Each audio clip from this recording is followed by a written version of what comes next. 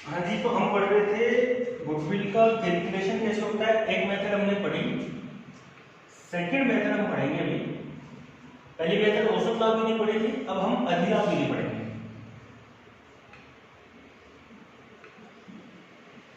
अधिलाभ super profit method. देखो, super profit method पढ़ने के लिए हमें सबसे पहले ये देखना पड़ेगा कि अधिलाभ होता क्या है। अधिलाभ होता क्या है, सुपर प्रॉफिट होता क्या है, क्योंकि इनमें सबसे पहली स्टेप ये होगी कि अधिलाभ का हम कैलकुलेशन करेंगे। तो जब आपको ये मालूम नहीं कि अधिलाभ होता क्या है, तो आप उसका कैलकुलेशन नहीं कर पाओगे।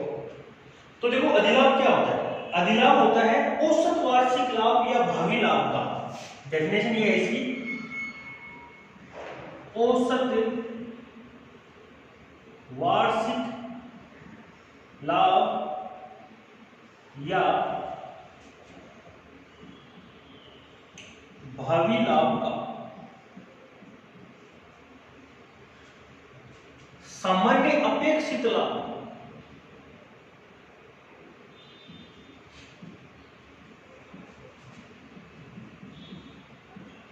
सामान्य अपेक्षित लाभ पर अधिक ही अधिलाभ कहलाता है।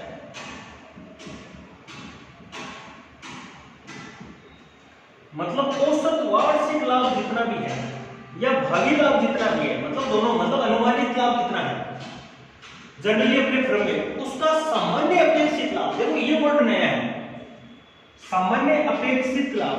देखो, सामान्य अपेक्षित लाभ होता क्या है, मैं बताऊं। जैसे कोई राम है, राम ने एक फर्म में और साझेदारी फर्म में 1 लाख रुपए लगा रखे, या यूं कहूं कि टोटल पूंजी टोटल कैपिटल कितनी है फर्म की, 1 लाख रुपए, जो राम और श्याम ने मिलकर लगा रखे। अब देखो, एक तो होता है फर्म का कमाना, एक होता है पैसों का कमाना। नाम सुना होगा आपने कि पैसे ही पैसे को भेजते हैं, पैसे ही कमाते हैं, ठीक है। फर्म तो कमाती है, बस अपने को कमाने का तरीका या स्पीड चेंज हो जाती है। कैसे? जैसे ये 1 लाख रुपए, मेरे पास 1 लाख रुपए है सपोज करें। अगर मैं वो 1 लाख रुपए से कोई भी बिजनेस न करूं, कोई भी बिजनेस न करूं और उसे केवल बैंक में जमा रखूं, तो कुछ नहीं कर रहा हूं ना मैं, तो भी उस 1 लाख पे बताऊं रिटर्न मिलेगा या नहीं मिलेगा? कुछ ना कुछ पैसा मिलेगा, ब्याज मिलेगा, कम मिलेगा, 6%, 8%, 9%, जितना भी मिलेगा, मिलेगा नहीं, तो मतलब रिटर्न हो रहा है। तो इसे क्या बोलते हैं, सामान्य अपेक्षित लाभ। मतलब अगर ये पैसा मैं फर्म में नहीं लगाता, अगर ये पैसा मैं फर्म में नहीं लगाता, तो भी इतना रुपया, तो इतना लाभ तो मुझे मिलता ही। साल के मुझे 6% की दर से या 8% की दर से मुझे 8,000, 10,000 रुपए तो मिलते ही मिलते हैं हर कंडीशन। सामान्य अपेक्षित लाभ है। लेकिन मैंने ये पैसा फर्म में लगाया कैपिटल के तौर पे, कैपिटल के रूप में लगाया, तो अब फर्म पैसा कमाएगी। अब सपोज करो फर्म पैसा कमा रही है, फर्म ने इस वर्ष लाभ कमाया 20,000 रुपए। कितना लाभ कमाया? 20,000 रुपए। और मार्केट वैल्यू ये कहती है कि 15% तो रिटर्न ऑटो में मिल जाता। तो सामान्य अपेक्षित लाभ मतलब 15,000 रुपए तो ऐसे मिल जाते हैं, 1 लाख रुपए हमारे। तो देखो, फर्म में लगाने का फायदा क्या हुआ। अगर मैं वो पैसा फर्म में नहीं लगाता, किसी को ब्याज पे देता, बैंक में जमा करवाता, तो मेरे पास 15,000 रुपए आते। लेकिन मैंने फर्म में जब लगाया तो कितने रुपए आए? 20,000 रुपए। तो देख, डेफिनेशन क्या बनी, ये है अपना औसत लाभ, शुद्ध लाभ। शुद्ध लाभ को लगेंगे इसमें भी। अब नॉर्मल लॉस वगैरह कुछ है तो माइनस कर देंगे, ऐड कर देंगे। अब नॉर्मल प्रॉफिट हम माइनस कर देंगे, ये सब काम करके जो जैसा सिखाया है, तो हम बार-बार शुद्ध ही लिखेंगे, बार-बार नहीं लिखेंगे हम, ठीक है। तो शुद्ध लाभ जो है, शुद्ध औसत लाभ है, उसका सामान्य अपेक्षित लाभ पे जो अधिक के मतलब जितना ज्यादा है, वो क्या कहलाएगा? सुपर प्रॉफिट कहलाएगा, अधिलाभ कहलाएगा। तो समझ में आया, अधिलाभ क्या है, कितना लाभ अधिक हुआ, बिजनेस में लगाने पे कितना लाभ अधिक हुआ उसे बोलते हैं सुपर प्रॉफिट। तो सुपर प्रॉफिट टर्म आपके समझ में है कि ये इसकी डेफिनेशन है कि औसत वार्षिक लाभ या फिर सामान्य लाभ, भावी लाभ, उसका सामान्य अपेक्षित लाभ पर जो अधिक है वो क्या कहलाता है, अधिलाभ कहलाता है। इसका कैलकुलेशन कैसे करेंगे,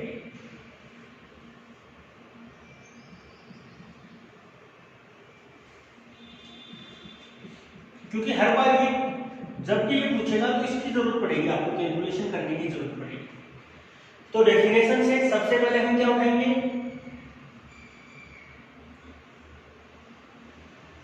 एवरेज प्रॉफिट लेंगे,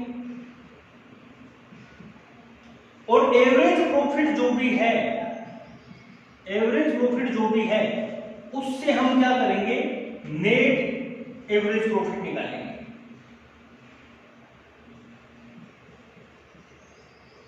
उससे हम क्या निकालेंगे, नेट एवरेज प्रॉफिट निकालेंगे। और जाहिर सी बात है तो कैसे निकलेगा, अब नॉर्मल लॉसेज का एडजस्टमेंट करेंगे, एडीएम लेस करेंगे जो मैंने सिखाया। अब वहां ये ना लिखे, एक टर्म और उसमें जोड़ दिया है, साझेदारों का पारिश्रमिक, रिम्यूनरेशन।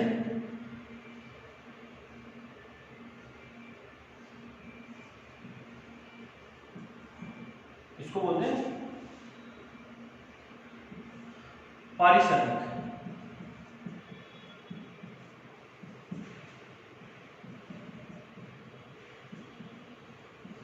अगर साझेदारों का पारिश्रमिक दे रखा है, सैलरी दे रखी है, कमीशन दे रखा है, तो वो सब क्या कर देंगे, लेस कर देंगे।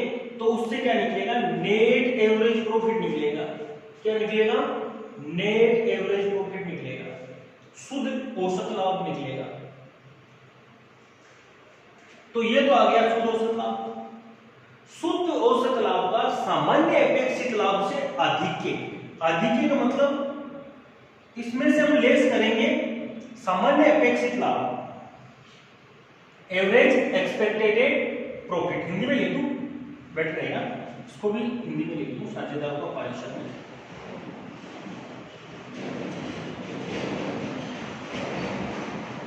हिंदी में पेपर आएगा आपको, पारिश्रमिक। ये हो गया शुद्ध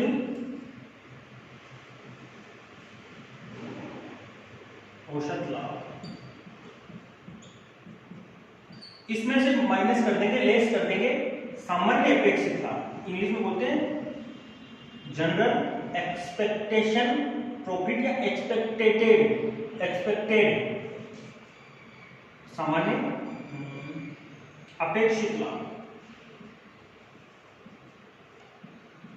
सामान्य अपेक्षित लाभ। ये हम क्या कर देंगे, माइनस कर देंगे। और सामान्य अपेक्षित लाभ भी निकालने का तरीका है, फॉर्मूला है। फॉर्मूला कैसे निकलेगा भाई, सामान्य अपेक्षित लाभ किस पे निकलेगा, बताया ना मैं, पूंजी पे निकलेगा। कैपिटल गुणा रेट, भाई जैसे हम जितनी हम निकालते हैं वैसे ही, जैसा तरीका 10% है तो 10/100, 15% है तो 15/100, रेट अपॉन 100।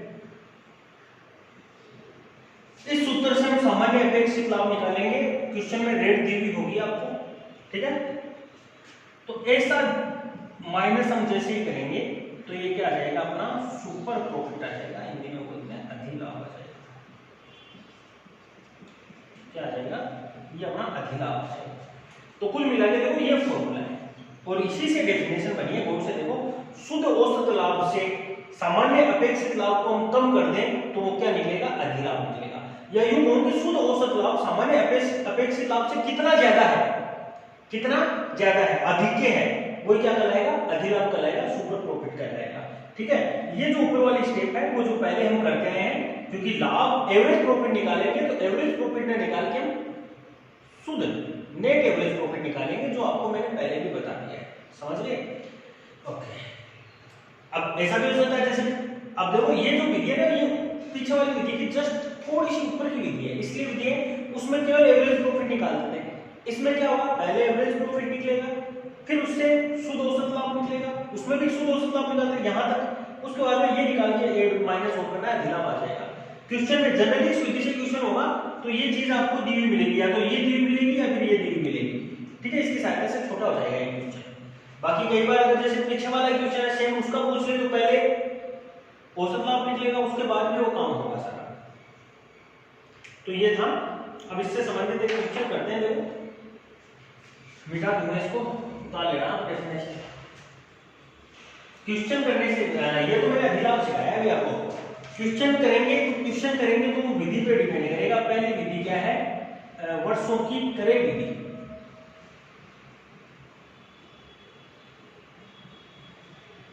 वर्षों की क्रय विधि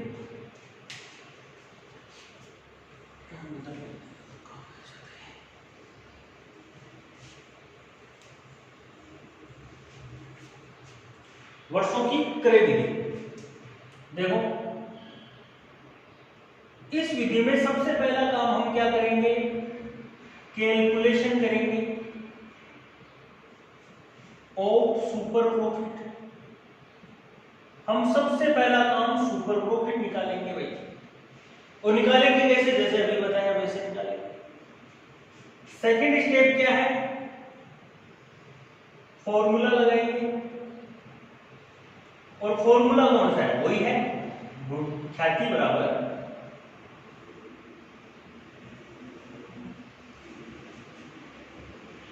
अधिलाभ गुना क्रय वर्षों की संख्या।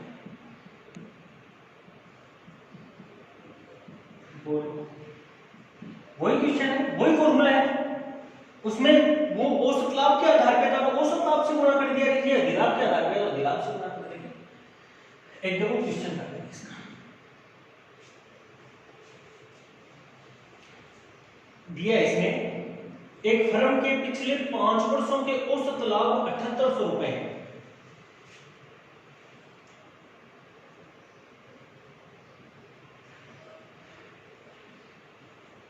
फर्म के 5 वर्षों के औसत लाभ दे रखे हैं, कितने हैं, 7800 रुपए दे रखे। साझेदारों की सेवाओं का पारिश्रमिक 2000 रुपए वार्षिक है।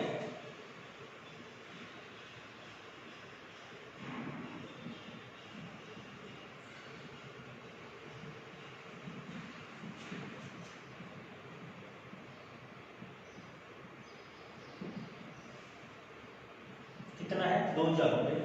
एनुअल है, वार्षिक है, ठीक है। यदि व्यवसाय में विनियोजित पूंजी है 30,000, विनियोजित पूंजी कैपिटल इंप्लॉयड, विनियोजित पूंजी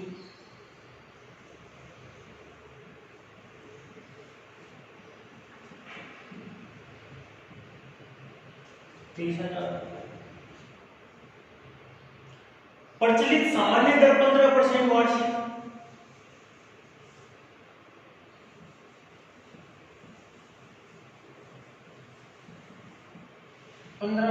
वार्षिक। 4 वर्षों के क्रय के आधार पे ख्याति है वो आपको निकालनी है, और किसके आधार पे निकालनी है, 4 वर्षों के।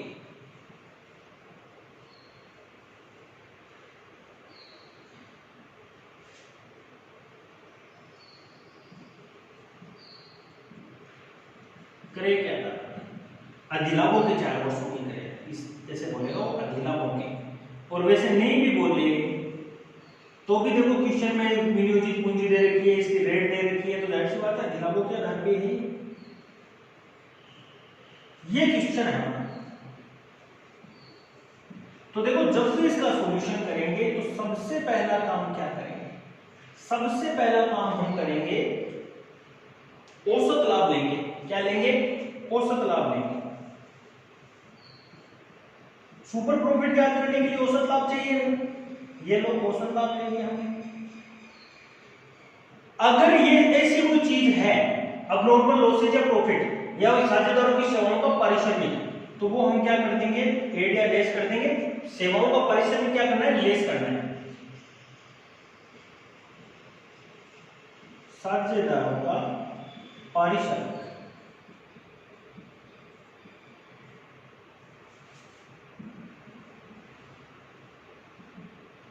ये लेस कर दिया, कितना है 2000 रुपये। तो ये टोटल आया 5800 रुपये। और ये 5800 क्या आया है, शुद्ध औसत लाभ आया है। क्या आया है, शुद्ध औसत लाभ। इसमें से लेस करना है सामान्य प्रत्याय, ये देखो प्रचलित जो सामान्य दर है वो हमें इस दर की सहायता से सामान्य जो लाभ है, सामान्य प्रचलित सामान्य लाभ हो जाएगा, सामान्य अपेक्षित लाभ हो जाएगा।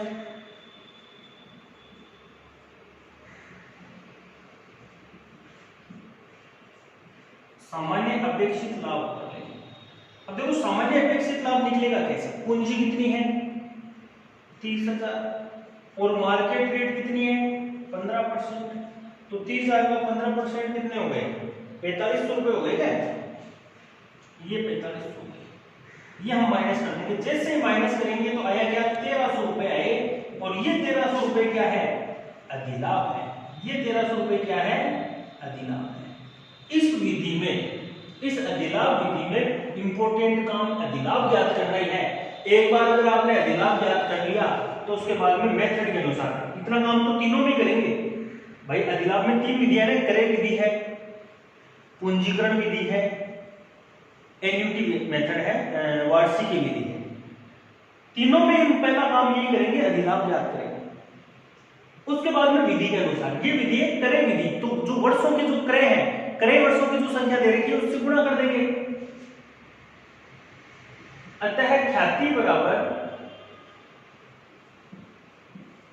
अधिलाभ गुणा वर्ष कितने दे रखे हैं, 4 नहीं दे रखे। इसमें देखो ख्याति बराबर अधिलाभों के 4 वर्षों के क्रय के आधार पर ज्ञात करना है। तो अधिलाभ गुणा 4 हो जाएगा। तो 1300 गुणा 4 हो जाएगा 5200 रुपए। क्या हो गई, इसकी ख्याति हो गई, गुडविल। समझ में आया। ये थी पहली वर्षों की क्रय विधि। आप उतारें इसको पोज करके, सेकंड करते हैं। तो इसको मिटाएंगे यार, इसको मिटाते नहीं है पहले, हम इसको मिटाते नहीं। चल मिटाएंगे।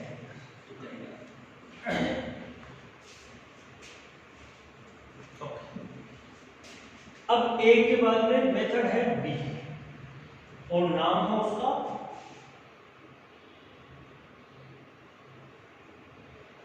पूंजीकरण विधि, अधिलाभों की पूंजीकरण विधि।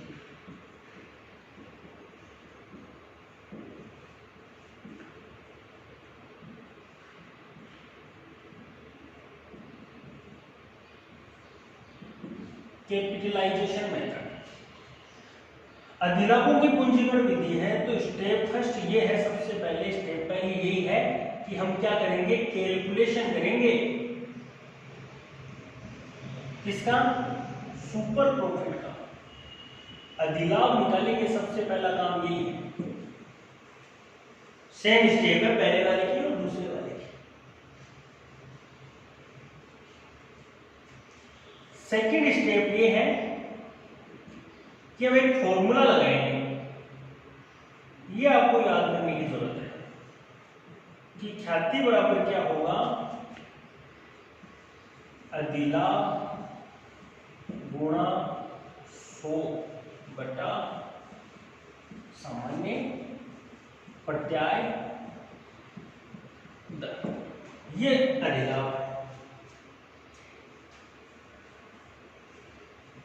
देखो पीछे वाले में तो फॉर्मूला क्या था, अधिलाभ था, उसको वर्षों से गुणा कर दो। इसमें अधिलाभ को हम 100 बटा सामान्य प्रत्याय दर से गुणा करेंगे। बस इतना सा चेंज है।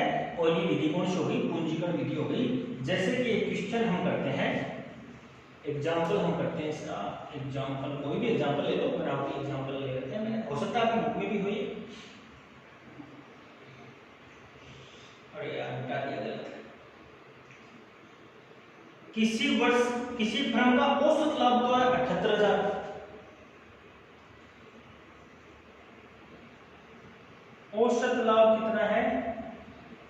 सॉरी 7800,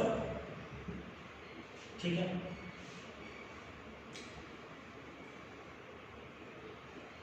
ए और बे साझेदार है, प्रत्येक का वेतन 1000 रुपए वार्षिक है। ए व बे का वेतन 1000 रुपए वार्षिक है। प्रत्येक का एक ध्यान रखना, दोनों का। ओके, विनियोजित पूंजी 30,000।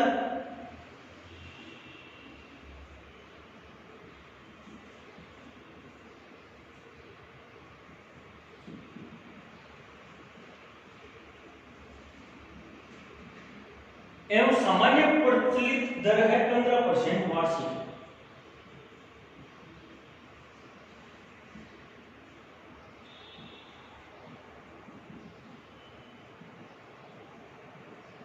वार्षिक परिणाम।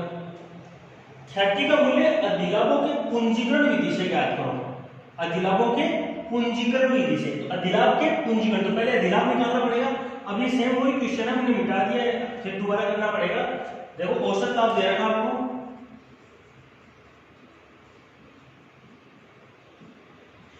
कितना है 7800। उसमें क्या था, उसमें कहा था कि दोनों का वेतन 2000 रुपए वार्षिक था, वो हमने माइनस कर दिया। इसमें हम क्या करेंगे, साझेदारों का वेतन माइनस करेंगे।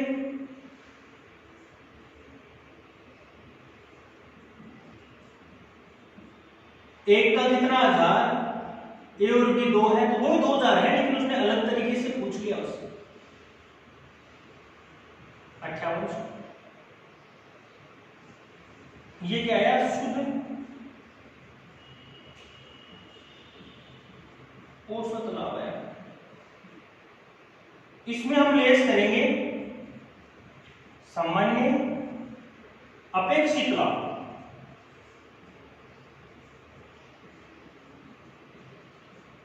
सामान्य अपेक्षित आपको दिखाई तो दे रहा है ना नीचे,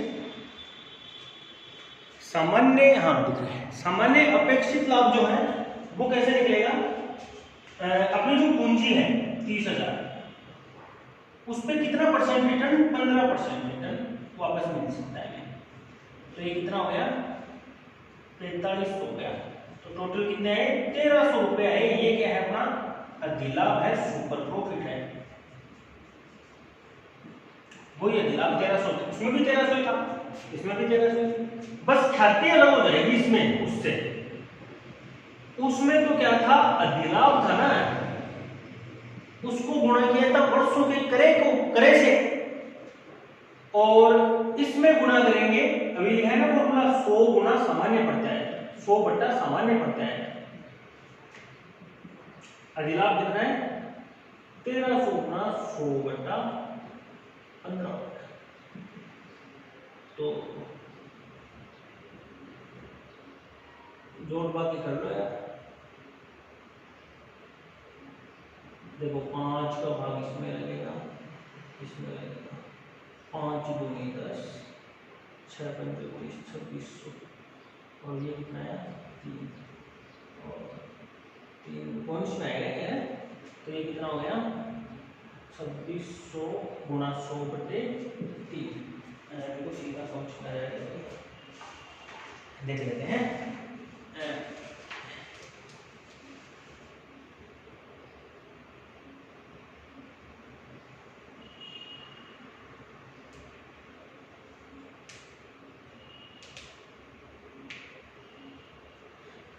8666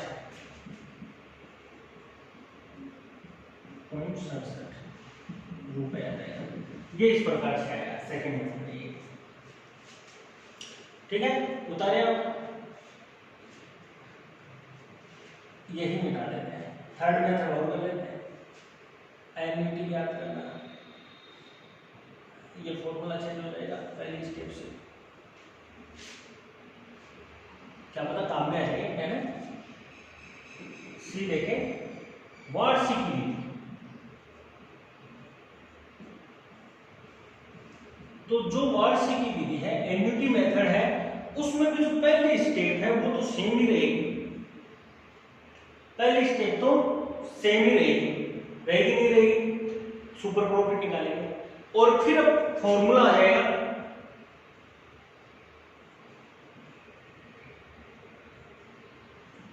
ख्याति बराबर अधिलाभ गुणा वार्षिकी का वर्तमान मूल्य।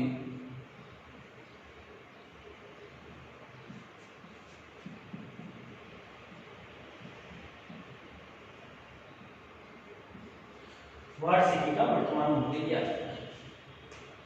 ठीक है, ये जो चीज है वो क्वेश्चन में दी होगी, हालांकि इसको निकालने का एक फॉर्मूला भी है, आपके सिलेबस में शायद नहीं है वो, ठीक है, नहीं है, नहीं दे रखा, बात नहीं दे रखा है, सब लोग क्वेश्चन में सीधा ये दिया होगा, वार्षिकी का वर्तमान मूल्य दिया होगा, तो बस कैलकुलेशन करना है।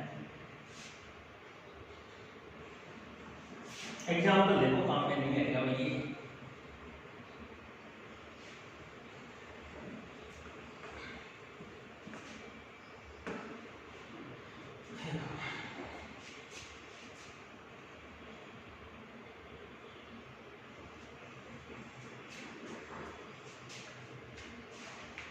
दे रखा है किसी फर्म का अधिलाभ है 1300 रुपए, अब की बार अधिलाभ दिया हुआ है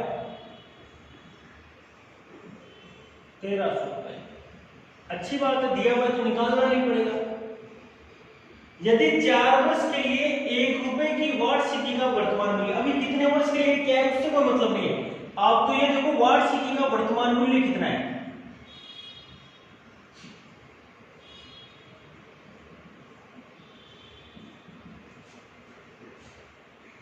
$3.0234